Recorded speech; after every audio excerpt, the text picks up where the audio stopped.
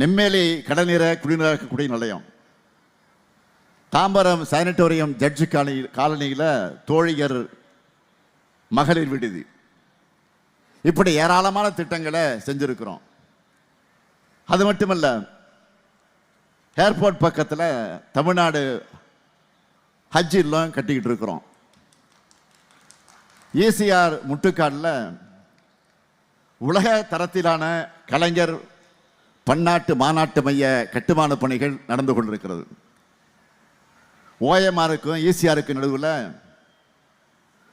கோவளம் உவவடி நிலப்பகுதியில் புது குடிநீர் தேக்கத்துக்கு மாமல்லன்னு பெயர் சூட்டி புது குடிநீர் தேக்கத்துக்கு அடிக்கல் நாட்டி இருக்கிறோம். திருப்பூர் வட்டம் பேரூர் ஊராட்சியில் கடல் நீரை குடிநீராக்கும் திட்டத்துக்கான கட்டுமான பணிகள் நடந்து கொண்டிருக்கிறது.